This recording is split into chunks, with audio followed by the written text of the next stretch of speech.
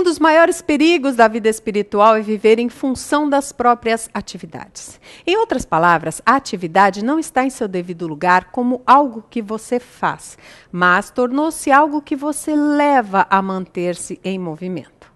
Pare um pouco e ouça a mensagem bíblica ministrada pelo presidente da Convenção Geral das Assembleias de Deus no Brasil, pastor José Wellington Bezerra da Costa. Saúdo os irmãos com a paz do Senhor. É uma alegria muito grande para o meu coração poder, nesta manhã tão linda, chegar no seu lar com uma palavra de Deus, nosso programa, o Movimento Pentecostal. Eu queria convidar a você, que tem uma Bíblia, para que abra sua Bíblia no Evangelho escrito por São Lucas, no capítulo de número 18, e o versículo 1 diz assim: E contou-lhe também uma parábola sobre o dever de orar sempre e nunca desfalecer. Meus queridos, entre os muitos conselhos deixados por Jesus Cristo, este é um dos primordiais, pois a oração é, na verdade, queridos, a respiração da alma daquele que teme a Deus. Orar é uma oportunidade sublime que o crente tem para debruçar-se na presença do Senhor e contar a Ele todas as nossas necessidades. Nosso Deus é o nosso amigo, Ele é companheiro, Ele é aquele fiel que pode ouvir até as nossas mazelas. E com certeza, confidente, maravilhoso que Ele é, Ele saberá nos ouvir e responder às nossas orações. Eu quero dizer a você, meu irmão e meu amigo, que orar é uma necessidade que se impõe a todos nós. Eu preciso ter uma vida de oração. Quando dizemos assim, é porque São Paulo, escrevendo aos Tessalonicenses, ele disse: orai sem cessar. Então o crente deve orar continuadamente. Orar lendo, orar trabalhando, orar no culto, orar quando começa o culto, orar durante o culto, orar quando termina o culto. Enfim, a nossa vida deve ser uma vida de oração contínua. E graças a Deus, porque nós temos prazer na oração. Orar é dialogar com Deus, porque o nosso Deus é um Deus vivo. Nós não oramos e não falamos a um Deus morto. O nosso Deus, a Bíblia diz que Ele tem ouvidos para ouvir e ouve. Nosso Deus tem olhos, nosso Deus tem boca, nosso Deus tem mãos. Isaías disse que Ele trabalha por aqueles que nele esperam. Portanto, meus queridos irmãos, a oração se faz necessário para a nossa vida.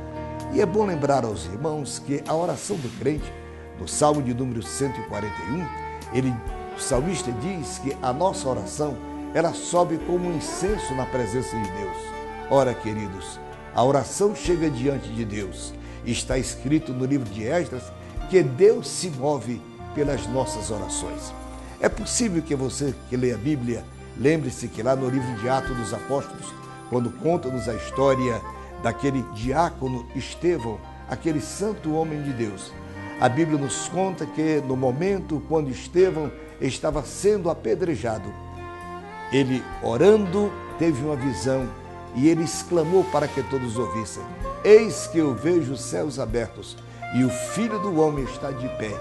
Ora, queridos, a Bíblia diz que Jesus está assentado à direita, à destra do seu Pai.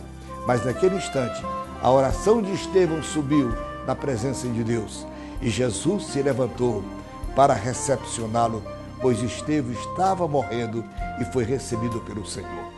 Ore, mas ore constantemente. E eu queria aproveitar este momento para dizer a vocês que a nossa Igreja Assembleia de Deus do Brasil, há 70 anos atrás, através de um grupo dedicado de queridas irmãs na cidade do Recife, por uma revelação divina, elas se reuniram em oração e chamaram aquela reunião primeira de círculo de oração. Senhores, imaginem 70 anos que as mulheres na Assembleia de Deus oram. E elas se agruparam, não somente as mulheres mais idosas, mas as mais novas, e também os irmãos, eles têm se ajuntado neste grupo e clamam ao Senhor. E quanta resposta, quanta bênção, quanta graça, quantos milagres têm acontecido em resposta das nossas orações, feitas no círculo de oração. Então eu quero lhe convidar, pois, permitindo Deus, nós estaremos na cidade do Recife, nos dias 12 e 13 do mês de março. Estaremos ali comemorando diante de Deus a criação e a existência do círculo de oração. É bom que você saiba, em cada congregação das Assembleias de Deus no Brasil, você encontra um círculo de oração.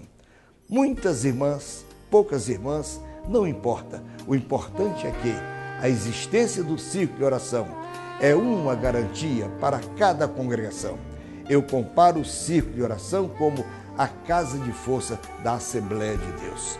Comemoremos juntos, glorifiquemos a Deus juntos, adoremos a Deus pelos 70 anos do nosso círculo de oração.